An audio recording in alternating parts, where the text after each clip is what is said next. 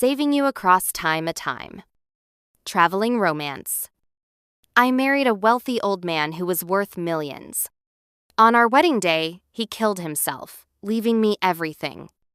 Later, while sorting through his belongings, I found a note he had written, "I hope all of this can bring you peace and happiness." The seal stamp at the bottom was one I had carved by hand when I was 16 and given to someone I loved. When people found out I was marrying an elderly millionaire, everyone thought I'd lost my mind. They came to talk sense into me. "Sophie, it's not worth sacrificing your whole life for money. You're still young, Sophie." But I desperately needed the money. My mother's medical treatment required money. My brother needed a heart transplant. Everything in our family required money. So when that elderly, wealthy man found me and asked me to become his wife, I agreed without hesitation. To reassure my friends, I joked, what if he suddenly passes away? Then all his inheritance would be mine. I could find myself a handsome new guy, live the high life, and be a free, wealthy woman. I never expected my words would come true. Half a month later, I truly became the richest person in Millbrook City. Because my husband, who had just registered our marriage, killed himself at the grand wedding he had thrown for me. Why? I asked myself this question countless times. But Alexander's lawyer didn't give me any reasons. He only mechanically repeated, "Mr. Alexander has bequeathed all his assets to you without reservation." In front of countless witnesses, with his most trusted lawyer personally handling the matter, no one dared object. My husband had no wife or children before me. I heard his parents and relatives had cut ties with him long ago over his business ventures. He lived alone until his death. I didn't even have to worry about inheritance disputes. It saved time on legal procedures. My gaze fell purposelessly on the contract in my hands. Black ink on white paper, accompanied by numbers that made my heart race. He had drafted this contract long ago. He chose to end his life on our wedding day, letting me inherit his fortune legitimately in front of the live broadcast cameras. It was as if he married me solely for this moment. The joyous occasion became a funeral. Everything happened so fast, I didn't even have time to cry. The wedding was broadcast live, and the overhead drones captured the moment I signed my name on the contract. The news must have exploded by now. I returned to the dressing room and retrieved my phone from the safe.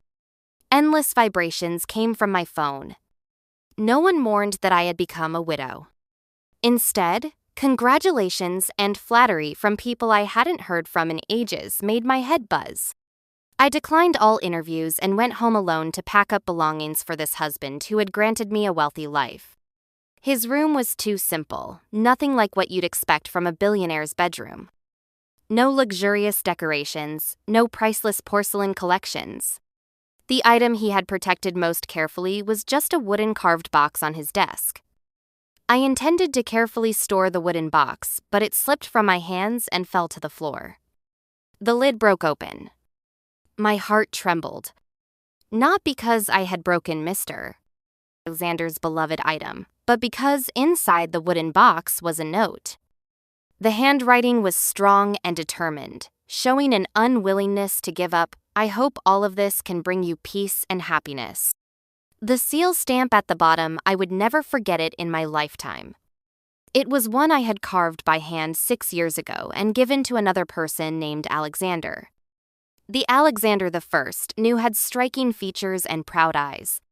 He appeared mysteriously in my life, dazzling my student years.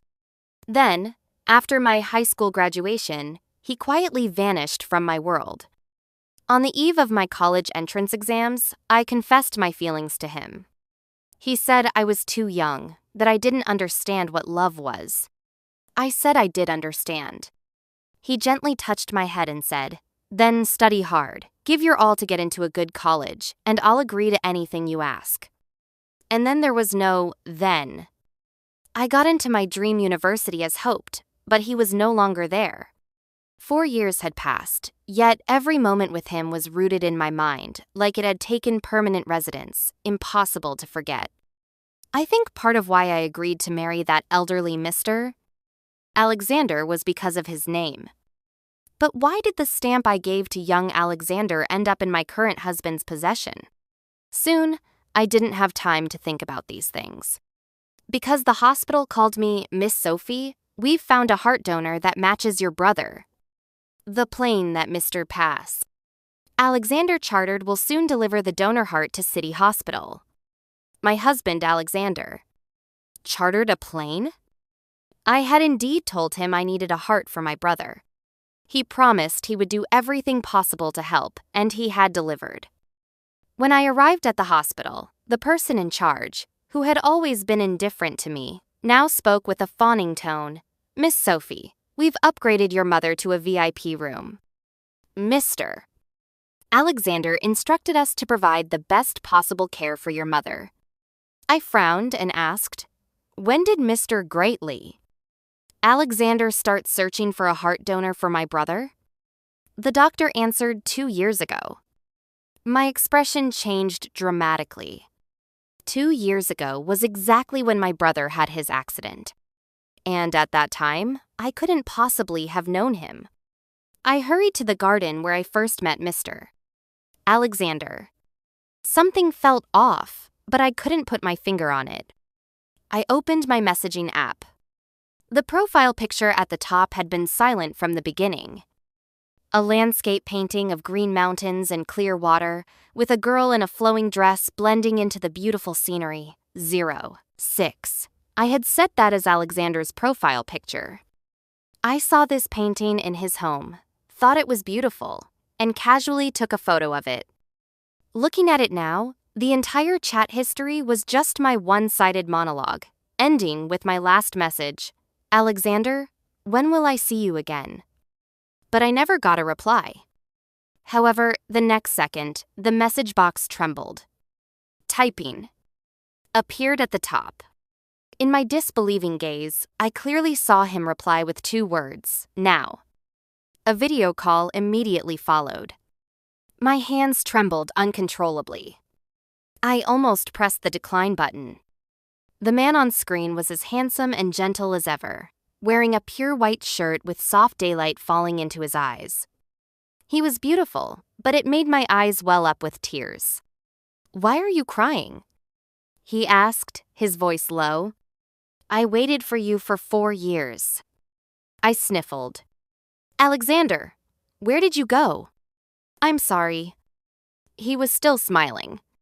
For some reason, I felt the background behind him looked strangely familiar. Those blooming flowers were identical in shape to what I had just seen. But I didn't have the mind to think about this. I said sullenly, I couldn't wait for you anymore, so I got married. Actually, I felt a bit guilty saying this. I know, he said. I looked at him sharply.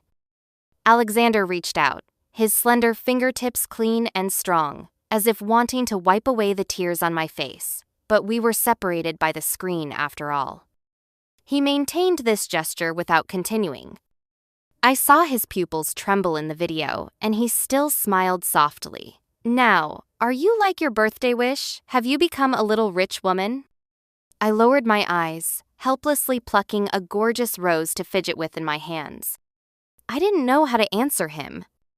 At the same time, I saw the flowers beside Alexander inexplicably rise up as if broken off and held by someone, floating in the air.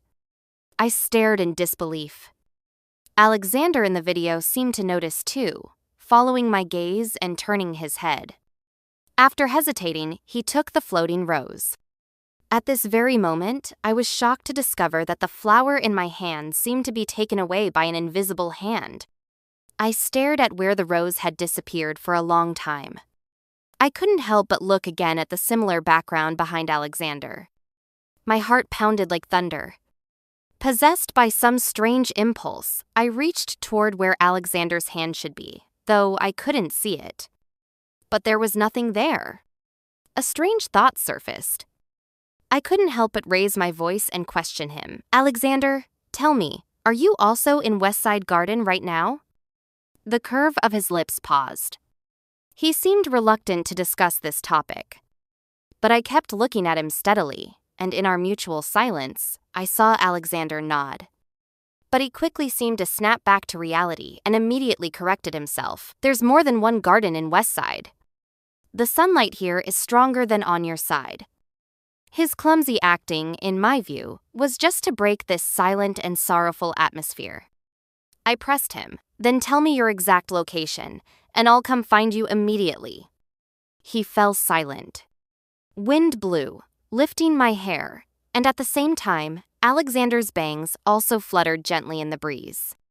As he hesitated to speak, tears gradually filled my eyes. Although all of this was hard to believe, I clearly realized that at this moment, Alexander and I were on the same land, in the same place. Yet we couldn't meet. In an instant, everything connected. Why would the elderly billionaire Alexander suddenly appear in an obscure garden and precisely ask me to become his wife? Why would he search for a heart for my brother before even knowing me well? Why would he commit suicide and deliberately leave his inheritance to me, a stranger wife he had known for only a short time? Countless parallel lines intersected at this moment. It was because Alexander, from beginning to end, was always Alexander. I forced an uglier smile than crying, trying to overturn these conclusions I had reached, attempting to sound casual. Alexander, tell me you'll come back to find me soon. I clenched my fists, not wanting to choke up in front of Alexander. Tell me I'm overthinking all of this, okay? I was somewhat breaking down. I admit I had imagined countless reasons why Alexander left me. Maybe Alexander was bothered by my age. Perhaps Alexander's family had issues. Worse, maybe Alexander had fallen in love with someone else. But I never imagined it would be this result.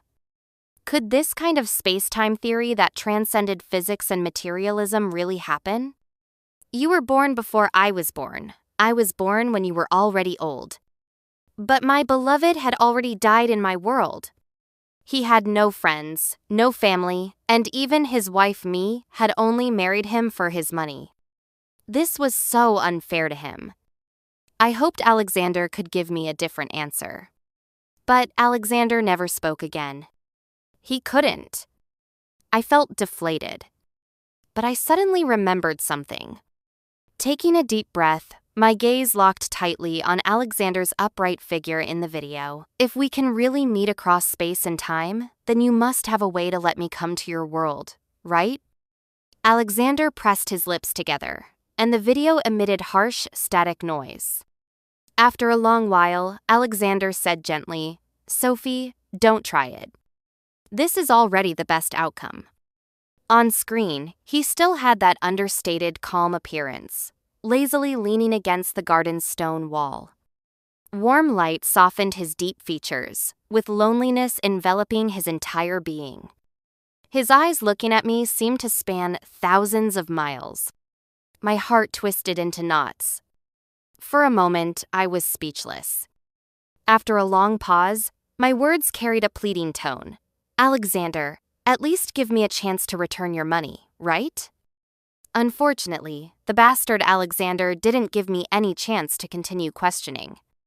Before the call was forcibly disconnected, I seemed to hear Alexander murmur to himself, "As long as you're safe and happy, that's enough."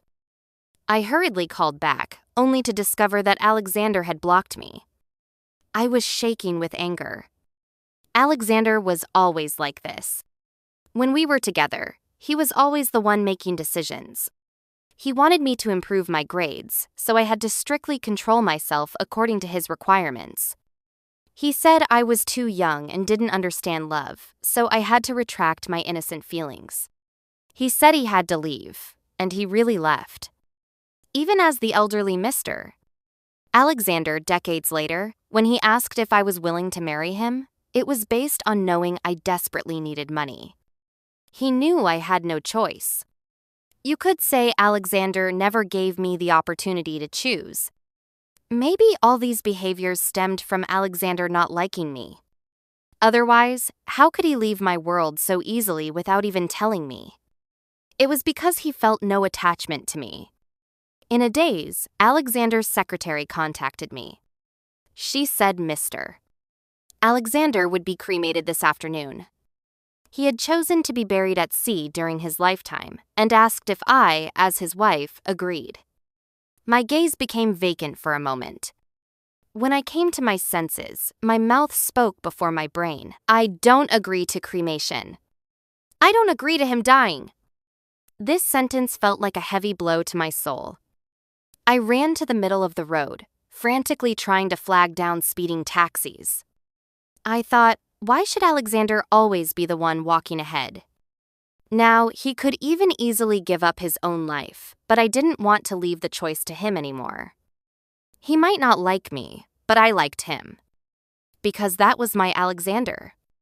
That was the Alexander who, when I was bullied by evil people, stepped out without hesitation to block the sharp blade for me. That was the Alexander who went alone to the mudslide at the foot of the mountain, and even though he ended up covered in wounds, he protected me completely. That was the Alexander who made me hate myself for the first time for not growing up fast enough. At this moment, his body was still lying in the funeral home. He had no relatives, and not long ago I was even joking with friends, cursing him to die early so I could inherit his fortune freely. A sense of powerlessness from bottom to top seemed to swallow me. Facing the voice call that I couldn't get through no matter what, I felt like my backbone was about to break. I slowly crouched down. It was clear that Alexander didn't want me to find him. But who said I would sit and wait for fate? I refused to let him have his way. I took a huge sum from the inheritance and used cryogenic technology to temporarily preserve Mr. Alexander's body. Then I spent a fortune to find a professional professor who researched quantum entanglement and parallel spacetime theory. I told the professor the story between Alexander and me. The professor stroked his beard and invited me into his office. He handed me a photograph. The young man in the photo had beautiful features and deep eyes, looking through the photo as if gazing at his beloved. I recognized him immediately. That was my Alexander. I took the photo with trembling hands. The professor said, space-time travel is actually very dangerous. If you're not careful, you could be swallowed up and disappear in the gaps between overlapping times and spaces. It would also cause a series of unpredictable butterfly effects. No one can guarantee you'll return to the exact time point. Don't force it, Miss Sophie. Perhaps this is already the best outcome, Mr. Alexander could bring you. The best outcome? I laughed coldly, unconsciously gripping the photo tighter and shouting back at the professor, "He's dead! How can you tell me to accept this ending?" He was dead and didn't have to think about anything. But I, left behind, had to bear everything that memory brought me. He might as well never have found me in the first place. But since he did, he should be prepared for me not letting go. I must save you, Alexander. I kept shouting in my heart. The professor looked at stubborn me.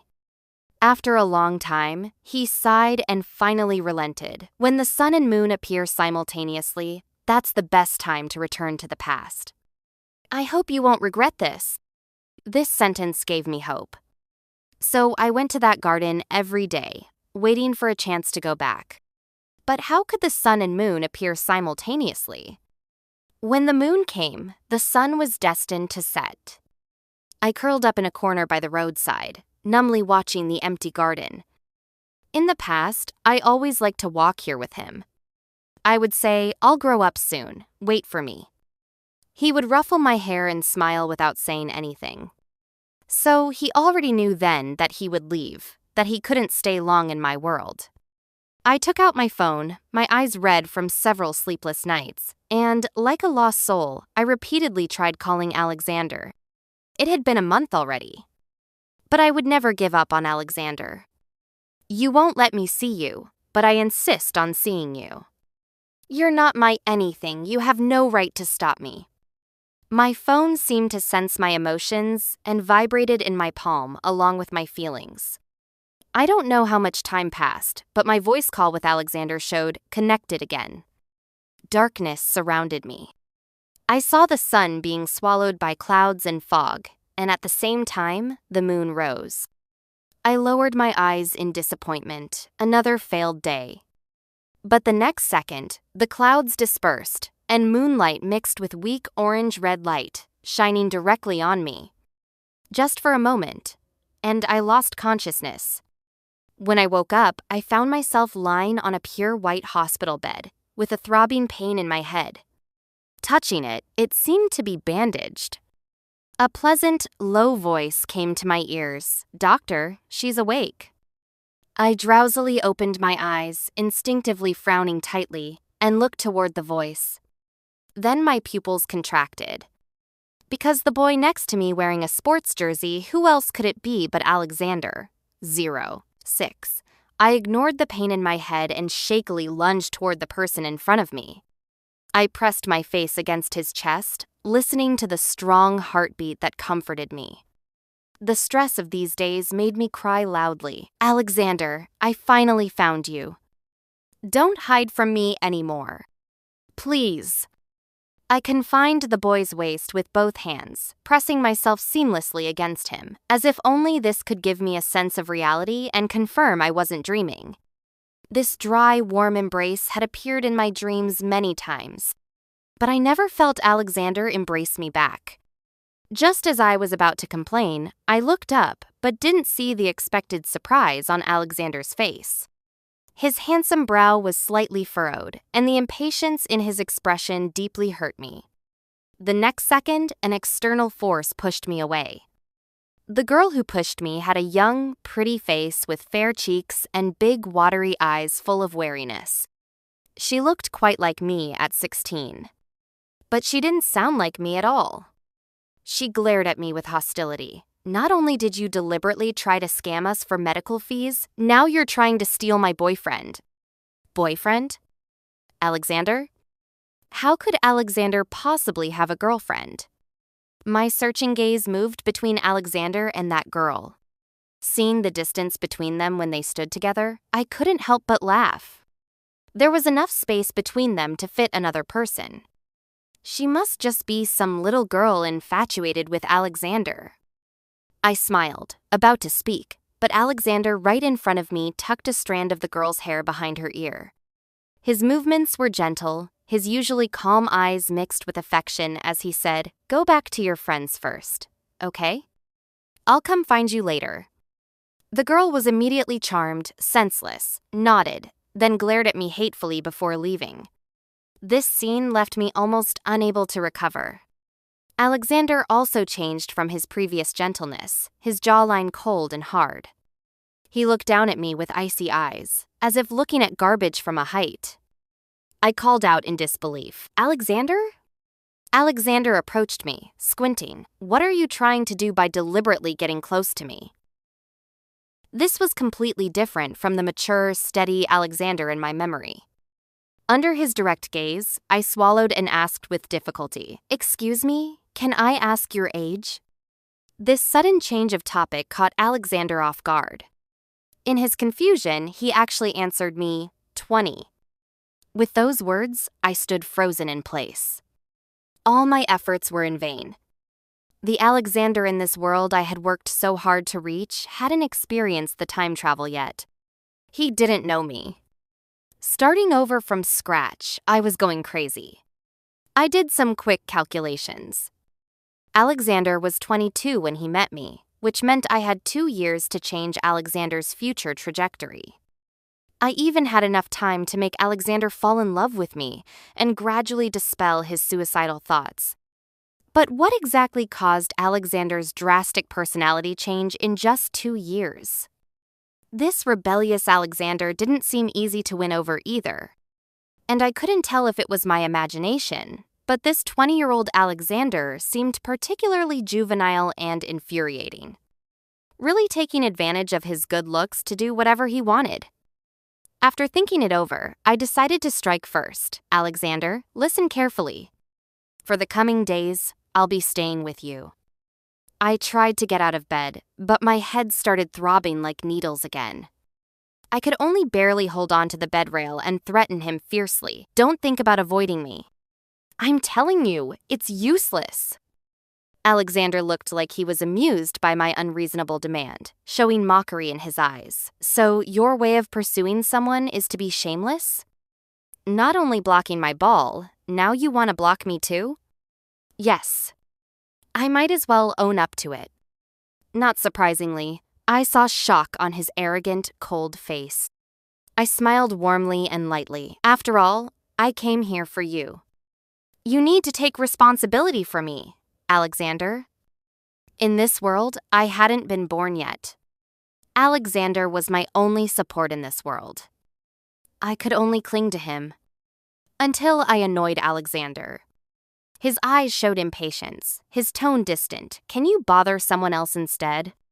Before me, the boy's tall figure had his back to me, wind lifting his clothes, his whole being radiating an aura that warned strangers away. 20-year-old Alexander still had no friends.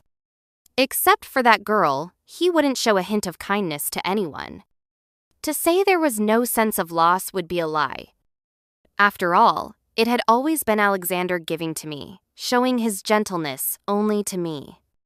This wouldn't work. It would only earn Alexander's disgust. I stayed where I was, watching Alexander disappear from my sight without hesitation.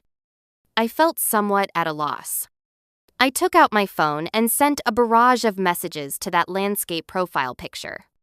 What exactly were you thinking when you were 20? Why is your taste so bad? It's one thing not to like me, but you actually liked a manipulative girl? Ever since 28-year-old Alexander blocked me, I'd been using our chat as a diary. Still no response. Finally, I gave up. Tears rolled around in my eyes as I felt defeated. Alexander, why can't you like me even once? At this point, the fastest way for me to understand this world's Alexander was actually through that manipulative girl. It was infuriating, hateful, and helpless. The girl's name was Sarah, a year ahead of Alexander. I heard she fell for him at first sight on enrollment day. After pursuing him for just a few days, Alexander agreed to be with her. This made me extremely frustrated. Back then, I had pursued Alexander for 2 years, and just when he seemed about to agree, he vanished from my life. This Sarah just had the advantage of being in the same timeline as Alexander, so she could openly be with him. However, before I could feel sad, I heard someone running and screaming, "Fire!" I looked at the teaching building billowing with black smoke, my heart jumping to my throat. Crowds of people were pouring out of the teaching building. But Alexander had just walked in right in front of me. Before me, a petite figure darted past. I heard her complaining to someone beside her that Alexander actually wanted to drag me to die with him. He's just crazy.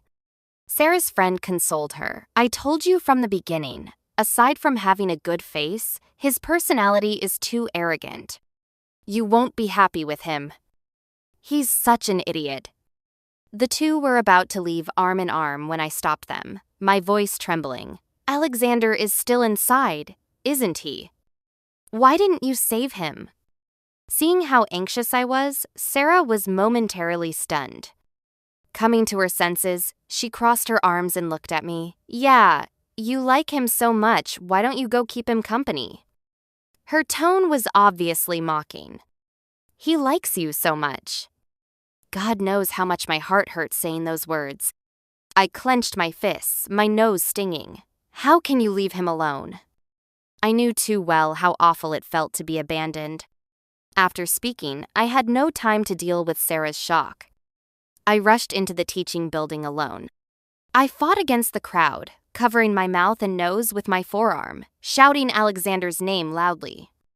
The flames swallowed my voice and took away my strength. The higher I went, the thinner the air became. Thick smoke billowed. I was coughing so hard I couldn't stop. Vaguely, a familiar figure appeared before me. He handed me a soaked cloth, covered my mouth and nose, his pupils surprisingly bright in the black fog as he said in a deep voice, "Hold it yourself. Did you forget all the fire safety knowledge school taught you?" I saw him crouch down, making a gesture to carry me. The smoke made it hard for me to keep my eyes open. I fumbled to climb onto Alexander's back, my movements practiced, my hands tightly embracing his neck. I was in such a hurry to save you that I forgot everything. I felt his back stiffen. We tacitly said nothing more. In this situation, saving energy was most important if we wanted to survive. But now, the entrance I had used was completely blocked. Unless we waited for rescue, we'd be dead or severely injured, relying on our bare hands alone. I rested half my face on Alexander's shoulder, thinking how unfair it was. Not only had I failed to save Alexander, but I'd also thrown away my own life. But what could I do? Even if he didn't like me, I still liked him very much. I liked him more than I liked myself. Alexander placed me in a corner that hadn't been invaded by flames yet. He stood in front of me, blocking part of the heat source. I poked his back with my fingertip, predictably causing him to shudder. I remembered that Alexander was most ticklish. This gave me some comfort. This Alexander without memories was still my Alexander. Half jokingly, half seriously, I asked him, "Alexander, before we die, is there anything you want to tell me? Like maybe you like me a little more than yesterday." He didn't turn around. His black hair fell obediently, his neck slender, his back broad. I waited a long time for a response. Just when I thought he wouldn't speak, I saw his eyelashes flutter, and he backed up, pressing me tightly against the corner. The fire was getting fiercer. I heard him say, "Would you really like me sincerely?" Before losing consciousness, I felt Alexander hold me tightly in his arms. We had nowhere left to retreat. But he protected me so carefully. Orange light rushed toward us both. I thought I would never wake up again. Until a gentle voice reached my ears. "Sophie, it's dawn." In a white mist, I saw 24-year-old Alexander in a mudslide, protecting me tightly beneath him, like protecting a treasure. I cried and apologized to him, saying I would never be willful again, never throw tantrums at him again. He smiled, his lips pale, his words strong. "My life was given by you, Sophie. I will always protect you." At that time, I didn't understand the meaning of those two sentences. Actually, I still don't understand now. I slowly opened my eyes. I just felt my hand being held in someone's palm. Sleeping Alexander's long lashes drooped gently. Even the lines of his profile softened. Outside, tree leaves swayed inside. Lights and shadows moved slowly. He was leaning by my bedside. A nurse quietly walked in. Seeing me awake, she showed a kind smile. "You kept refusing to let your boyfriend leave in your dreams. He had no choice but to stay here and watch over you." I wanted to respond, but when I opened my mouth, my throat burned with pain, pulling at my dry lips like they were being tugged with wire. This large movement successfully woke Alexander from his light sleep. His eyes still held the mist of not being fully awake, but his hands quickly reached for the cotton swab on the nightstand, dipped it in water, and cleaned my lips. His dark lashes drooped with his gaze, covering the coldness in his eyes. "Alexander." I called his name hoarsely. He hummed in response. I blinked, trying hard to see the person in front of me clearly. As expected, both of Alexander's arms were wrapped in thick layers of gauze. Yet seeing him standing before me unharmed and remembering what he said to me in the fire, I felt an indescribable stuffiness rise from my heart. In that instant, I could no longer suppress my emotions. I threw myself into his arms, tightly embracing his neck, letting myself be surrounded by that familiar scent to gain a moment of peace that belonged to me. I was more afraid of losing him than I had imagined. I pleaded with him in a low voice, "Please, don't die, don't leave me. Even if you don't like me, 06, I beg you to live well in this world. At least let me have something to hope for." Also, whether you believe it or not, I clutched at his sleeves, promising in his ear, "No matter what world, I will always be the person who likes you most." I never held back my affection for Alexander. I didn't know if he could feel it. But clearly, this world's Alexander appreciated my sincere confession. For the first time, he didn't push me away. His body remained perfectly still, letting me cry all over his clothes. After I finished crying, he handed me tissues, the corner of his mouth twitching, betraying his usually expressionless face. But he still tried to comfort me. "You're still alive, and so am I. What's there to cry about?" I said, exasperated. "Alexander, don't be so self-centered anymore. To save you, I almost lost my life. So please, from now on, be worthy of me and treat your life well, okay?" I admit I hadn't forgotten Sarah and her friend's conversation. Alexander's desire to perish in that fire and his hesitant question, "Would you really like me sincerely?" made me worried. I thought Alexander must have experienced something. Could it be that this world's Alexander was severely lacking in love? I decided to investigate thoroughly. Since this incident, Alexander's attitude toward me clearly improved. When I clung to him, he no longer showed the initial impatience.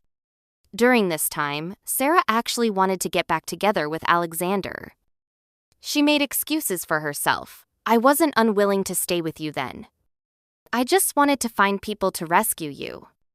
Before Alexander could speak, I jumped out and blocked him behind me. Although with my height, I couldn't even cover Alexander's neck. "Sarah, do you want me to repeat what you said that day?" Sarah still wanted to argue. I was afraid Alexander might actually have regrets. So I stood on my tiptoes first and kissed the corner of Alexander's mouth in front of Sarah. After the kiss, I smugly raised my chin at her. "How about that?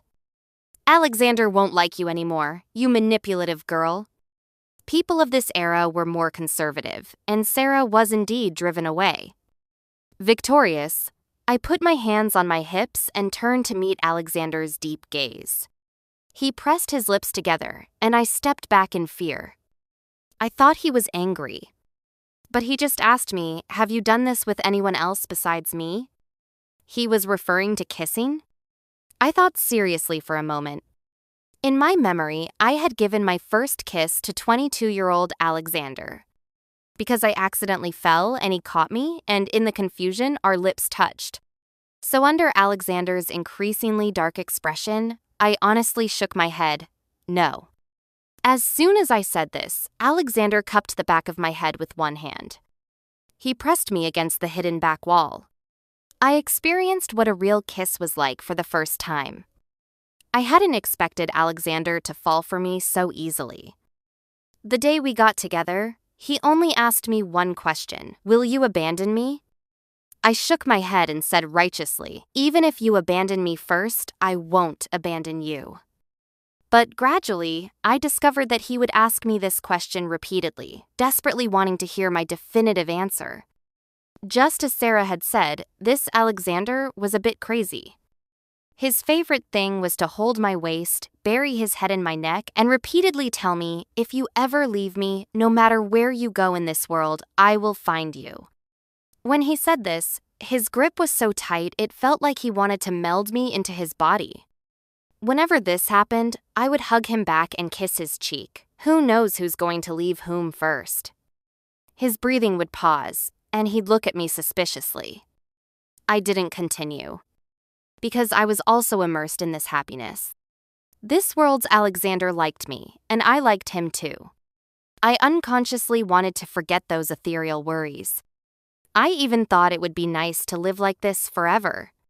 This superficial happiness made me almost forget what the professor had said about the consequences. Someday, I would disappear from this space-time as suddenly as Alexander had appeared in my world.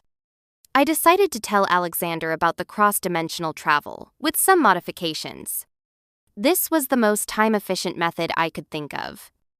Before I spoke, I gave Alexander plenty of warning.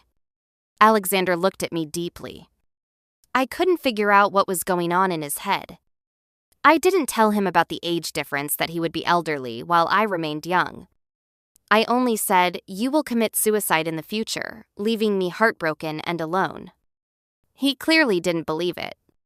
He said, "That would only be because I lost you and had no reason to live." When he said this, his eyes seemed to hold starlight, sincere and brilliant. He really treated my words as a joke. I sighed, but then heard him ask carefully, what kind of person was I in that world? I hesitated for a moment, then said, mixing truth with fiction, in that world, you had power and wealth, but no friends or family. Of course, you had a lover, me. Although I was telling the truth, I still blushed to my ears. I said, you proposed to me, and I agreed. Alexander's deep sea-like pupils flashed with light. He smiled with satisfaction, clearly enjoying the future I described. That's good. You're my wife. After I die, all my wealth is yours, and you can live happily ever after. What kind of logic is that? How did we circle back to this again? I couldn't help but bite his skin with my teeth, furious. I told you, you're not allowed to commit suicide. If you kill yourself, how can I live happily ever after? Hearing this, Alexander's smile grew even wider. But I hadn't forgotten my real purpose. During our time together and through various inquiries, I discovered Alexander's secret. Alexander's family wasn't normal. 0, 6. His mother was a gambling addict, and his father had died young. To get money for gambling, his mother had repeatedly used young Alexander as collateral to those disgusting men with yellow teeth. So his personality had been extreme since childhood, only this way could he protect himself. Everyone avoided him, stayed away from him. So when Sarah boldly confessed to him, Alexander was moved. He desperately needed love. He told me, there's always been a girl with an unclear face in my dreams. I thought that person was Sarah. But Sarah's behavior made him realize the girl in his dreams wasn't her. I held Alexander's hand tenderly, my limited vocabulary only knowing how to give him security through words. Don't worry, I'll be good to you. I won't leave you. So, can you promise me that no matter what happens, you won't give up your life easily, okay? We embraced under the purest canopy of stars. Moonlight mixed with warm yellow light surrounded Alexander and me. Time passed quickly. Tomorrow would be Alexander's graduation ceremony. It had been almost a year since I arrived here. Alexander said he had painted a picture for me. He took out an oil painting from craft paper green hills, pure streams, and the back of a young woman. When he said the girl in the painting was me, I fell into indescribable emotions. For the first time, I felt what it meant to experience mixed joy and sorrow. Joy because my Alexander had always been himself, from beginning to end. Sorrow because I hadn't known. At the same moment, the familiar feeling of faintness almost swallowed me. I watched Alexander become gradually blurred before my eyes. When I opened my eyes, everything around me had changed completely. I was forcibly pulled away from 20-year-old Alexander's world. Like Alexander in that time, I couldn't stay in a different space-time for too long. I disappeared at the moment when Alexander loved me most. But I was also grateful enough that I returned with full clarity. At the last moment in time, I understood Alexander's feelings for me. I hoped he could keep what I said in his heart. I also hoped he could carry our shared memories and find me again. Alexander, don't worry. This time, I will definitely cherish what we have. I contentedly opened my social media. But in just 1 second, my hands trembled violently, and my phone fell uncontrollably to the ground, instantly shattering my peace of mind. Because 28-year-old Alexander's social media account had disappeared. I collapsed to the ground, frantically picking up my phone and calling my friend, asking her, "Has my husband Alexander's body been cremated?" After asking, I laughed at my own words. Space-time had already been changed. Alexander must still be alive now, and he definitely wouldn't have married me. I quickly corrected myself. I mean, that insurance tycoon, the 70-year-old man we always joked about marrying Alexander. I dreamed about him yesterday. Haha. How is he now? My friend was silent for a long time. I persistently asked a second time. My friend finally spoke. Sophie, the insurance tycoon's surname is Johnson. Who is Alexander? My chest heaved violently, and I could barely find my voice. You don't know Alexander? I thought my friend was joking with me. But my friend's tone was serious, even somewhat worried. Sophie, did you sleep badly? At this moment, I realized that space-time had shifted. Alexander had completely disappeared from my world. In the world I was now in, there was no trace of Alexander whatsoever. I searched online for information, but all of Alexander's details had been erased. I looked for photos on my phone, but all my pictures with Alexander had become solo shots. I called my mother and asked if my brother's heart transplant had been successful. My mother cried on the other end, "Your brother died years ago, Sophie. What's wrong with you?" I hung up the phone in a daze. I suddenly remembered what 28-year-old Alexander had said to me. He had earnestly warned me, "Sophie, don't try it. This is already the best outcome." My actions had triggered a butterfly effect. So this was the price the professor had mentioned? Later, I tried to find Alexander. I searched everywhere but never encountered him again. At this moment, I deeply realized that I had lost my Alexander. Even in this space-time, the professor wasn't researching quantum entanglement and parallel space-time theory, but completely different scientific projects. The only fortunate thing was that the garden hadn't disappeared. But I never again waited for the day when the moon and sun would appear simultaneously. I never married.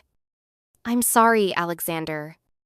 Not only did I fail to save you, but I also caused you to disappear from my world.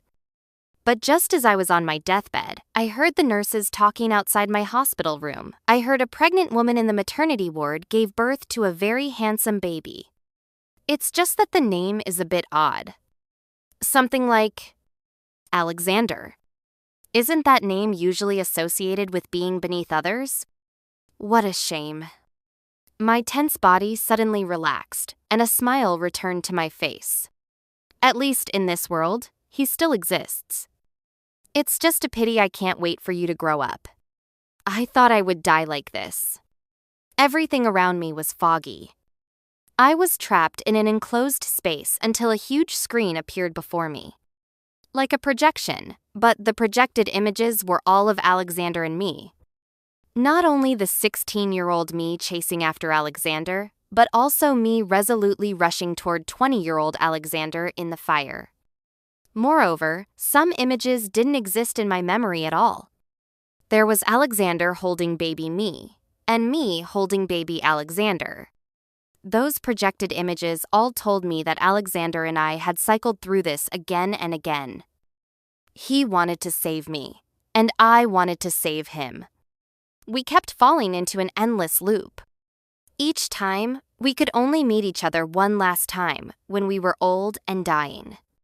Footsteps approached. I looked into those familiar features from across time and space, our gazes long and distant, spanning thousands of years. I forced out a smile with difficulty. Isn't there any way? Alexander shook his head. He reached out his hand, holding in his palm the seal I had given him when I was 16. I understood in my heart that Alexander had tried many times too. I didn't take the seal.